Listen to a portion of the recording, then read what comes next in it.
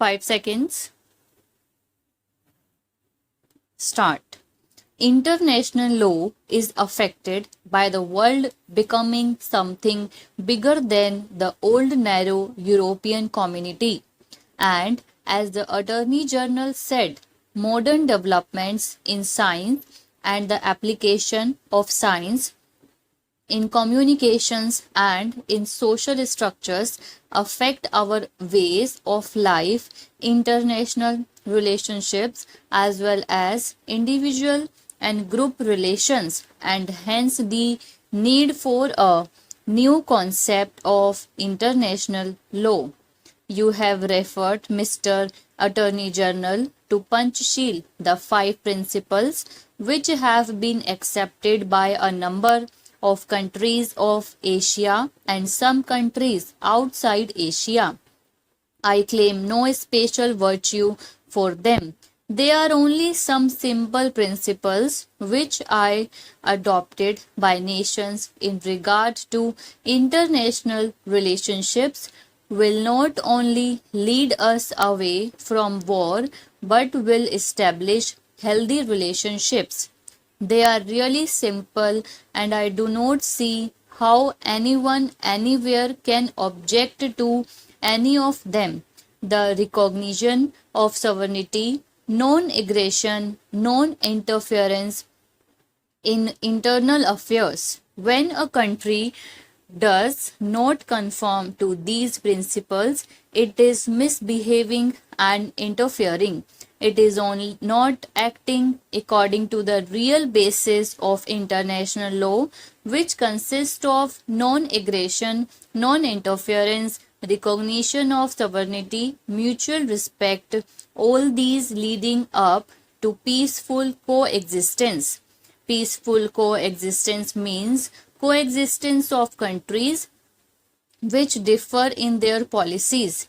There is no point in saying that two persons or two countries who agree should exist peacefully. They do. There is no point in my saying that I should be tolerant towards my neighbor if he and I have no reason to differ.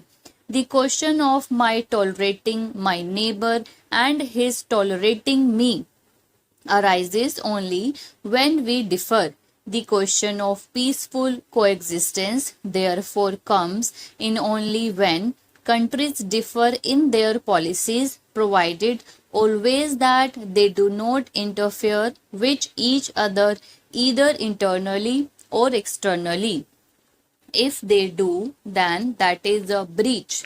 Therefore, I submit that these 5 principles, which are something called Panchsheel, are a healthy basis for international relations, and I would further say, in all humanity, there is no other basis unless you accept the basis which leads to conflict, which of course is not our objective. Surely, international law should not encourage any attempt to compel or force a country to do something against its will or to fall in line with something that will bring conflicts.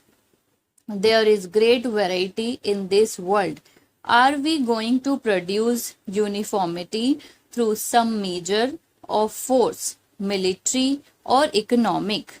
Perhaps it would be a good thing if there are uniformity in basic principles, but that can only develop by argument, by saying, by discussion, by conversion. If uniformity should come about through force, that is not desired. Honorable members, I am pleased to address the first joint sitting of Parliament after the election of the 17th Lok Sabha in the year commemorating the 158th birth anniversary of Mahatma Gandhi. I extend my heartiest congratulations to all newly elected members of this Lok Sabha. More than 61 crore voters of the country set a new record by casting their votes and enhanced the credibility of India's democracy in the world. People have stood in long queues, braving extreme heat to cast their votes. This time, as compared to previous elections, more women have cast their votes and their participation has been almost equal to men. Crores of youth have voted for the first time and played an important role in shaping India's future. All voters deserve to be congratulated for the success of this election. I also convey my best wishes to the new Speaker of the Lok Sabha for this new responsibility. I congratulate.